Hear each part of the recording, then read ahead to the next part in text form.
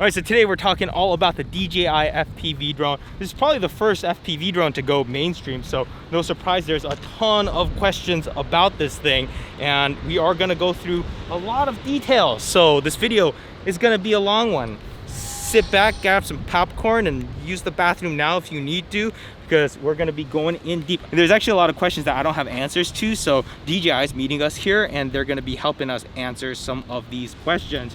But first, let's try to get a quick flight in before they get here.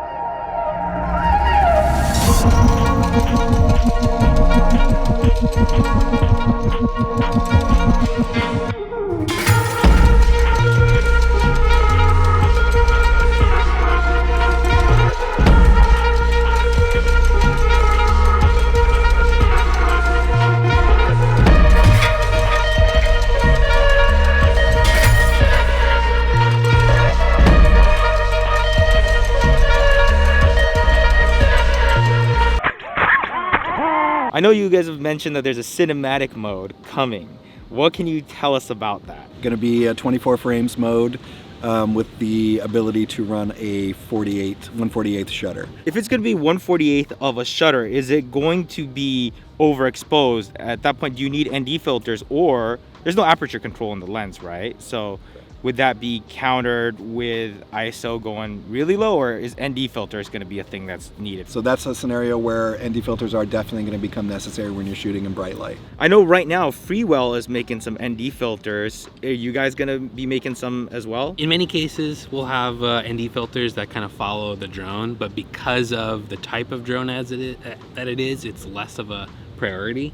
So just like with the other drones, other manufacturers, third-party stuff, tend to happen much faster. Now, crashing is a big part of FPV. What's covered under DJI Care, and what are some of the repairs you can make on your own? Sure, so first off, DJI Care is a service that you can purchase for 199 bucks, and what that gets you is 2 replacements at a lower cost, with sort of no questions asked. You'll send it in, they'll take a look, they're gonna replace it right away, it'll come right back out to you. If you do need to go in and get a complete replacement, there's a deductible? Kind of like, Apple Care, right? So if you get the 2 free replacements, your first replacement is $259.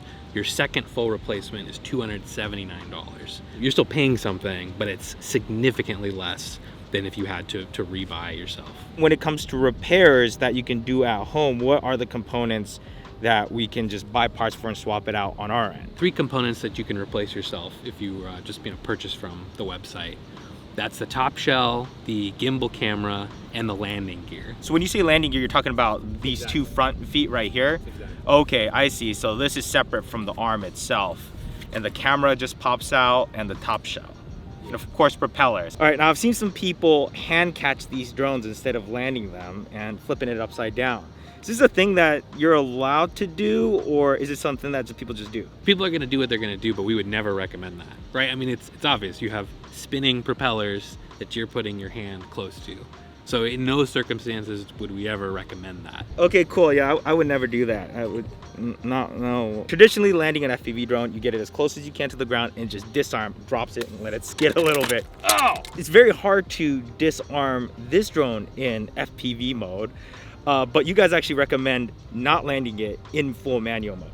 The recommended way to land DJI FPV is in normal or sport mode, because you have the benefit of all the sensors and the auto leveling, which will put you down exactly the way that it's designed to. You can come in and land traditional FPV if you really want to be hardcore about it, and use the double tap to start and stop the motors, but it's definitely not the recommended way to do it. And taking off is much easier, but especially if you're not used to this quad just yet, then probably taking off in normal mode, and then once you get it to a nice safe spot, that's when you would flip it into manual mode. Is that what you would recommend? You can, if you're comfortable and you know what you're doing, you can absolutely take off in manual mode and blast off the ground like you would with an FPV drone.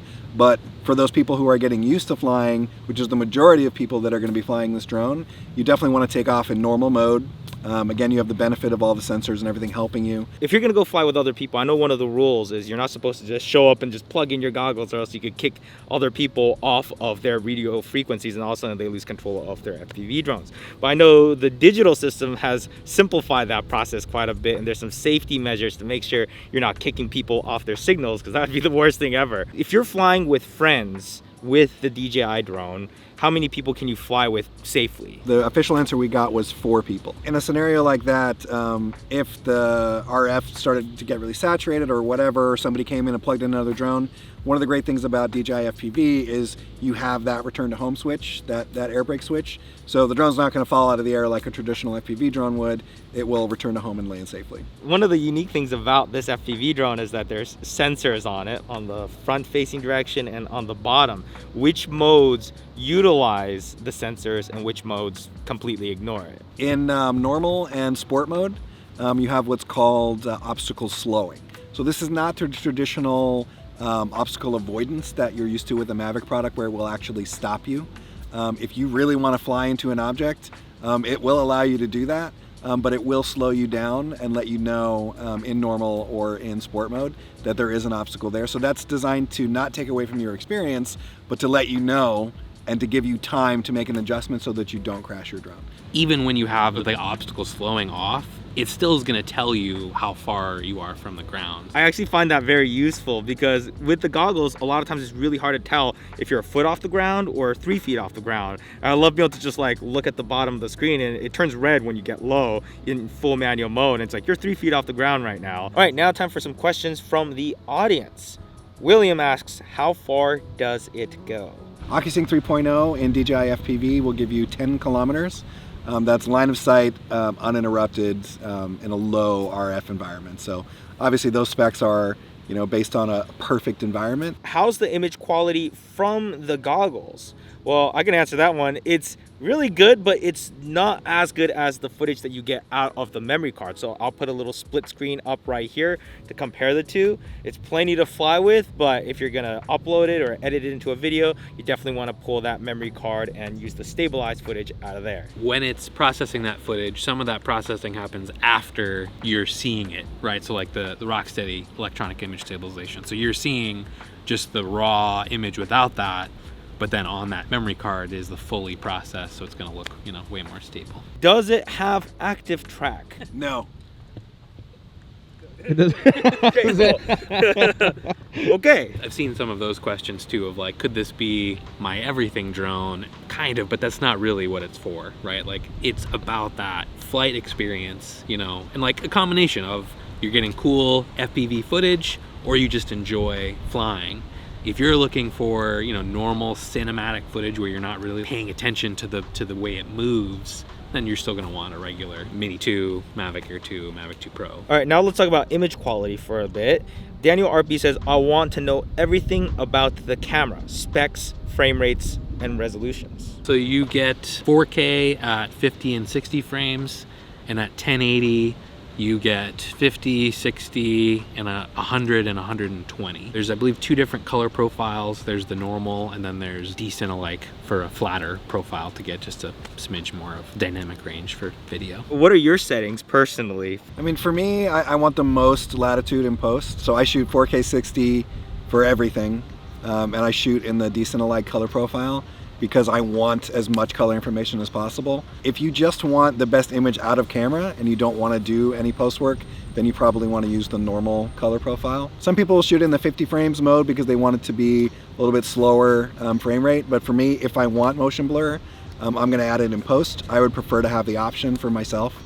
So I want it as sharp as possible and high resolution as possible, and then I can tweak it any way I want in post-production. These are all settings we have right now, but then of course the cinematic mode will eventually come out, which will give us 24. So that's something I'm looking forward to. Marco asks, can you tilt the camera smoothly while flying in a straight line? An example for a chase speeding up. On the remote controller, you have 2 options. You have preset angles, so there's a switch on the right side that will put you like level, minus degrees and then positive degrees, but you also have a rocker wheel that gives you full tilt control. So anything that you're chasing or that you're trying to keep up with, you can fly, and that's on the left side, designed so that with your finger on the throttle control, you can still tilt the camera up and down. Gavin says, how cinematic can the FPV footage get? Well, this one's kind of tricky because FPV is very much skill-based. I think really that question is about smoothness and kind of like the flow style of flying, which we consider to be the kind of cinematic way of flying. And as Gene said, like that has a lot to do with the pilot's skill. There's different settings and stuff, like sport mode is sort of designed as a hybrid, so you can get those fast cinematic looking shots. But in manual mode, so much of that is throttle control and the smoothness of the operator. Now, speaking of flying smooth, I know one of the first things that people tend to start customizing is the rates. So how fast do you go through your pitch or rolls and all that? Now, there was a kind of a traditional way of adjusting it with super rates and all that. But I noticed with this FPV drone, it's a whole different set of adjustments. Can you tell us a little bit about those? So we have 3 settings under rates. You have your center stick sensitivity, which is about literally how sensitive the stick is when it's in the center position. So if you want to be able to fly with a lot of precision, meaning like very quickly, and you don't want to have to move the sticks very far, that's what center stick sensitivity is. If you want it to react really quickly to your movements, then you're going to adjust that center stick sensitivity. Max rate is the rate that the drone responds on each axis to your stick input. When I go to do a flip or a roll and I'm pushing the stick, it's either moving too fast or too slow for my feel, the way that I want it, then that's what that max rate setting is for. So that will specifically control how quickly the drone responds on each axis, and it's broken down on each axis for you. So if you want to specify which axis you want, maybe you just want the yaw to be a little bit slower, a little bit smoother, you can adjust just the rate on just the yaw axis. And then the final setting is the expo setting. So you could think of it as an overall setting that will affect both the center stick sensitivity and the max rate setting. So if you were to raise the expo, then it starts off slower and then gradually gets faster and faster as you reach the end of the stick. Is that how that works? And that's the easiest way to explain it. The recommended way to do it would be to change one axis, one rate parameter at a time. And it does take a lot of time to kind of get into the exact stick feel that you want. But that's the great thing about having rates, is it's infinitely customizable to your flying style. What about low light performance of this drone? You know, for most people flying FPV, you're going to want to be flying in bright daylight. That's also how the drone's designed, how the sensors are designed. So it has a 1x2.3 inch sensor, which is the same size sensor as a lot of action cameras. So it's not really optimized for low light performance. Having said that, I have definitely shot in low light and at night. And in those situations, it's all about subject matter. You know, so if you're shooting a lot of lights, for example, at night, it does a great job of doing that. But for the most part, yeah, it's designed to be in bright daylight. Now Ross says, do you get motion sickness with FPV goggles? That's actually a good question. And actually, my girlfriend Carrie, she actually does get motion sickness. So she could only fly a few packs and then she's like, okay, I gotta, or take Dramamine right beforehand. So when you're first starting out, I would highly recommend using a chair. That seems to help a lot of newer pilots avoid motion sickness. That actually does make a big difference, is sitting, especially when you're first learning. I'm constantly like, whoa! So definitely don't go and stand at the ledge of a cliff. Only an idiot would do that and fly. Why don't they make them in bright colors so if they do get lost in the woods, you'll have a better chance finding it? Well, look at this. You've got different colored shells like that. And also there is a find my drone option in the goggles, which will show you the last few seconds before the crash. But also there's a ESC beeper on there too. Check it out. Yeah, see how much it helps?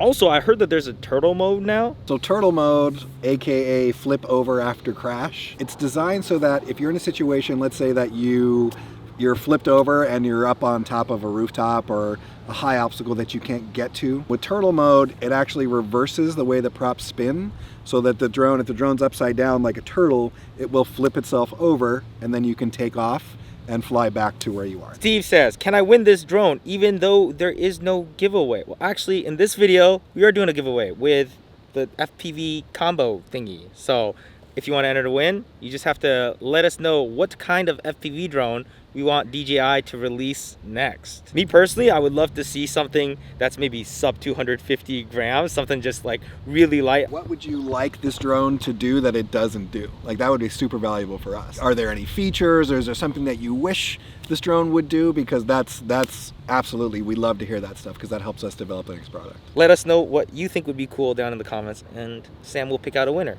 Woo! Now with that motion controller, how acrobatic can you be? Can you do flips while using the motion controller? So the way that the motion controller is designed is for two specific modes. It's for normal and for sport mode.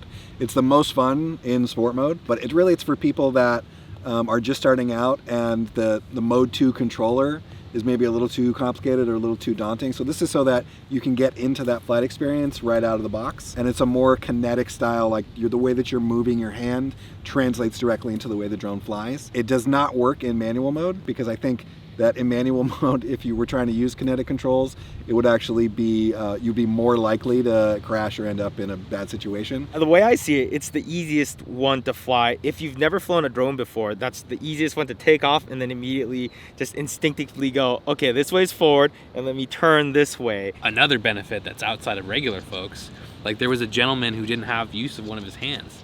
And so it was like the first time he was able to fly a drone was with the motion controller, which is something I hadn't even really thought about, but it's kind of true, right? So that's a new experience for some people that maybe in the past couldn't even operate a normal remote controller. The first time I flew it with one hand, I'm like, what am I doing with my other hand? Like, what? This is so strange. It is a really weird feeling. It's definitely a weird feeling. But for the people that have never used any sort of control mechanism, I think it actually makes more sense to them than a radio does. Whilst for me, it makes way less sense. It was a lot weirder getting used to the motion controller, because I've been flying with a Mode 2 radio for so many years. We also got some comments about these propellers being in the shot. So right here on the bottom and right, there's a few ways to get rid of it. One is how angled you are. So the faster you're gonna fly, the more you can angle up. And right now I'm about 24 degrees, and it seems like it completely crops it out there. But now let's go into our advanced camera settings, and there's 3 image stabilization options. There's the EIS, electronic image stabilization, distortion correction, and image roll correction. Now the electronic image stabilization is the first thing I would turn on, and it's going to crop into the frame a little bit. Now it doesn't actually affect what I'm seeing through the goggles, but the recorded footage inside of the drone is going to be slightly cropped in. So even if we want to have the camera tilted down more, we're less likely to see as much of it, but it will still poke into frame. There's also the option to turn on distortion correction, which crops in a little bit further even, and in that case it's very rare to see any propellers, and you could choose to have it applied to aircraft and goggles, aircraft only, or goggles only. I like to actually have it on just aircraft only, because I like to view the wide angle on my goggles, but the recorded footage I would prefer for the edges to have that distortion removed. And then we have image roll correction, which is kind of nice because this is only a single axis gimbal. So if you're rolling like that, that's going to come across in the image. So if you're flying in normal or sport mode, then it kind of makes it look more like you're flying a Mavic, where it digitally compensates for that roll. But I wouldn't recommend using that in acro mode, because you actually do see that stabilization happening in your goggles. If you're doing any sort of flips or anything like that, it's going to overly try to stabilize it until you roll enough, and then it's going to pop out.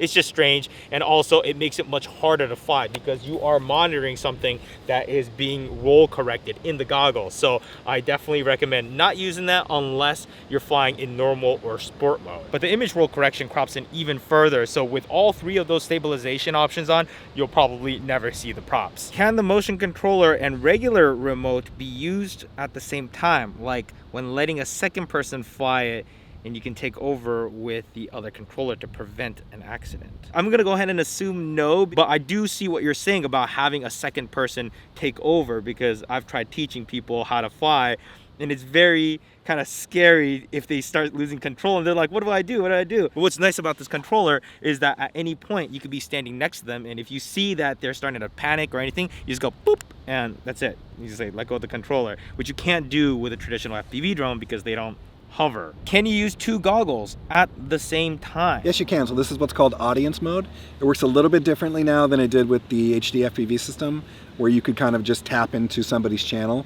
Now you actually have to turn on a setting in the master goggles to broadcast your signal, and then in the second set of goggles you'll see that channel pop up and you can connect to it. Now what's also cool about this is that you can also plug your phone into your goggles and you could actually broadcast through your phone, which is nice because if anyone wants to see you flying live, that's now an option. But will there eventually be an option to be able to view the screen on a phone in the other mode? Let's say you're flying a homemade FPV drone. So the current Air unit, there are no plans for that, right? Like it's things that use the DJI Fly app. So like will that work with future DJI drones that aren't just DJI FPV? Probably. Most likely that will be true, especially if they're on the DJI Fly app. But right now, for the Air unit, the existing one, no plans for that. Okay, cool, because I bought the smart controller just for that, so I didn't waste like $800. I still have a purpose for it. Sweet. Justin asks, after now having yours for some time, would you recommend any accessories out of the gate besides prop guards, or anything you would have wished you got or will now be ordering? When it comes to accessories, I think accessory number one is a chair. This is game changing. Also, the prop guards are real nice, but we also have a new one, braces. So this is interesting. It's very minimalistic, so I imagine it's not going to affect flight at all, but the idea of this is to make the arms more robust, right? It is another option to make things more rigid, right? Like if you do have a crash, you know, like especially probably a minor crash, it's going to be more rigid. And there might be cases of extreme crashes where it might not be that helpful, but you would probably be in rough shape anyway. And the feedback that I've heard so far is that it doesn't affect flight performance. So I think it could be a good option for a little bit of extra peace of mind. I think the idea behind it is that you're distributing the energy from the impact to now spreading it between two arms instead of just one arm. Fly More kit comes with 3 batteries, and that's, I would say, is a must. And then also there's a bag or case. Now there's plenty of bags out there that are specifically designed for FPV, which is nice because then it's modular, and depending on what accessories you want to carry around, it's nice. But there's also some hard cases. Yeah, I have my big FPV bag, but I believe Go Professional does make a hard case, specifically for DJI FPV. I must say what's nice about transporting these though is how fast you can pull off the propellers, because traditionally you have to unscrew a bunch of things to take off the propellers. So these do actually fit into bags pretty nicely, or you can also take some camera bags that have like hooks on the outside so you can strap it to the back that way. But definitely get yourself a solid bag that's going to protect the elements and not bend the propellers and all that stuff. A question about the simulator. Do you know if there's any way to access the DJI FPV simulator through the DJI Fly app before owning the drone? Might be a cool way for DJI to help people into their FPV experience. Well, actually the simulator is separate from the Fly app, right? The app is called DJI Virtual Flight, and it's completely free, really simple to use. When you fire it on the first time, there's a screen where it says like, oh, how are you using it? And you can choose just with my smartphone. And that'd be if you didn't have anything yet. It is designed to work with the gear, so the goggles and the controller, to give you the actual flight experience. You can control the drone with using your fingers on the touchscreen, but I don't know that that's the best way to kind of get into the experience. But if you were just trying to get like a general idea of what it feels like to fly FPV, you could do that with the simulator app, yes. And as of filming this video, the internet's kind of freaked out over the last day or two because there's news that the Air unit, which is what is put into a lot of the traditional FPV drones, is being discontinued. And there's a word floating around that's like, oh my god, DJI is abandoning the FPV market and they're just forcing everyone to go into the DJI drone. What's going on here? This is just, I think, unfortunate communication, right? The existing Air unit that we have, there's a particular component that has become very difficult to get. So instead of us continuing, or the Air unit as a whole, a partner is going to be producing it instead. And they're going to have that available, I think, probably mid-April. The goggles, the RC, those will continue to be available. And we are staying in the digital FPV system, kind of what we're referring to it as. So like there will be, developments there, new iterations. We are absolutely not pulling out of that and just going to DJI FPV, to our own drone.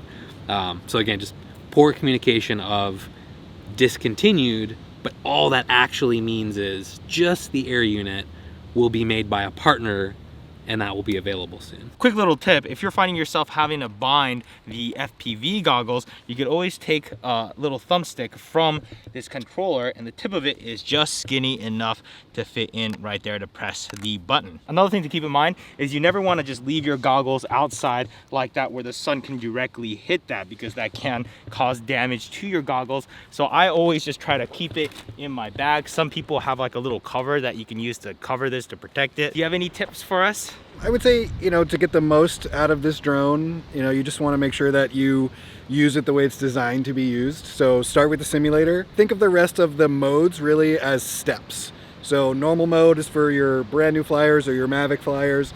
Sport mode is kind of the hybrid mode between the two. And then there's still 2 more steps. So when you switch into full manual mode, you actually have to go into the settings, and you're gonna go into the control menu, and you're gonna remap the switch at the bottom from sport mode to manual mode. So that's step 1. It's still not going to allow you to roll and flip. It's just to give you an idea of what full manual mode feels like.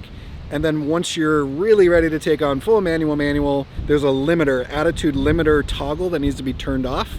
Turn that off, and now you will actually have full manual control. But the best advice I can give for people learning to fly is take your time with each one of those steps. A chair is a really great thing to have if you're not sure if you're gonna get motion sick. Fly in an environment where you're comfortable, where you know you're not gonna be interrupted, people are not gonna sneak up on you, and just go through a lot of packs and have fun with it. Get really comfortable, and that's just gonna make you a better pilot. Yeah, that is interesting, is that attitude limiter. When you go into full manual mode, you really just can't push it upside down, which at first is a little bit strange, especially if you're already used to flying manual, then that's gonna feel a little bit weird. But if you're learning and it's your first time flying in manual, it is actually nice because you don't really want to flip upside down until you really know what you're doing. But if you're already used to flying manual, then go ahead and just shut that off, or else you're gonna be stuck at a certain angle. Finally, another question we got is, can you hit the air brake while the drone is upside down? The answer is yes. I'll show you that right now. These bracers, I feel like it might have protected this drone today, because I've had a few pretty intense crashes and I was like, it's gonna be a broken arm or something, but so far so good. Thank you for tuning in, and hope you learned a thing or two, and that's just about it. Let's go ahead and cut to the outro.